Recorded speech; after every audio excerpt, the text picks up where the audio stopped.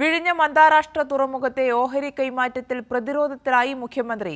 അദാനി വിഴിഞ്ഞം port private ലിമിറ്റഡിന്റെ 49% MSC എന്ന കപ്പൽ കമ്പനിക്ക് വിറ്റതിനെതിരെ പ്രതിപക്ഷം ശക്തമായ പ്രതിഷേധമാണ് ഉയർത്തിയത്.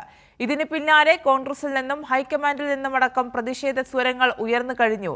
അദാനി കമ്പനിയെ അതൃപ്തി അറിയിക്കുന്നതിനപ്പുറത്തേക്ക് മറ്റൊരു നടപടിയും മുഖ്യമന്ത്രിയുടെ ഭാഗത്തു നിന്നും ഇതുവരെ ഉണ്ടായിട്ടില്ല എന്നതും വിമർശനത്തിന്റെ മുന കൂട്ടുന്നു.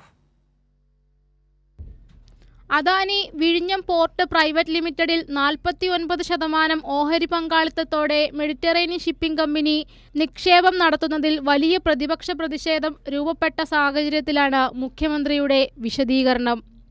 സംസ്ഥാന സർക്കാരിന്റെ അതൃപ്തി മുഖ്യമന്ത്രി അദാനി പോർട്സിനെ അറിയിച്ചു എന്നാണ് വിശദീകരണത്തിൽ പറയുന്നത്. എന്നാൽ സംസ്ഥാന സർക്കാരുമായി ഉണ്ടാക്കിയ കൺസഷൻ കരാറിന്റെ അടിസ്ഥാനത്തിലാണ് വിഴിഞ്ഞം അന്താരാഷ്ട്ര തുറമുഖം യാഥാർത്ഥ്യമായത്.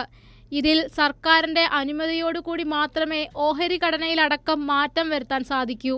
ഇതിലാണ് ഭരണം മാറിയതിനു പിന്നാലെ അദാനി പോർട്ട് സ്വന്തം നിലയ്ക്കുള്ള നീക്കവുമായി രംഗത്തെത്തിയത്.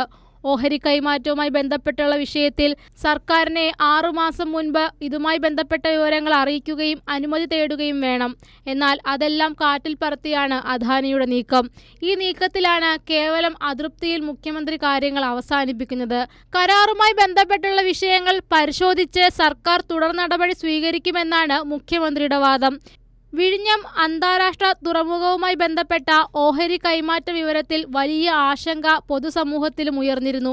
പ്രതിപക്ഷ പ്രതിഷേധവും പൊതുസമൂഹത്തിൽ നിന്നുയർന്ന വിമർശനങ്ങളുടെയും പശ്ചാത്തലത്തിലാണ് മുഖ്യമന്ത്രി വിശദീകരണവുമായി രംഗത്തെത്തിയത്.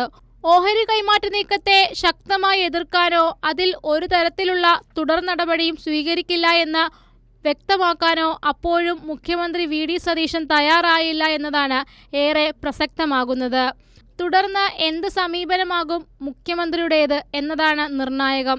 നിലവിൽ ഉയർന്നിരിക്കുന്ന വിവാദത്തിൽ നിന്ന് തലയൂരുന്നതിന്റെ ഭാഗമായിട്ടാണ് അദാനിയെ അതൃപ്തി അറിയിച്ചത് എന്നാണ് പൊതുവിലയിരുത്തൽ. കൈരളി ന്യൂസ്, തിരുവനന്തപുരം.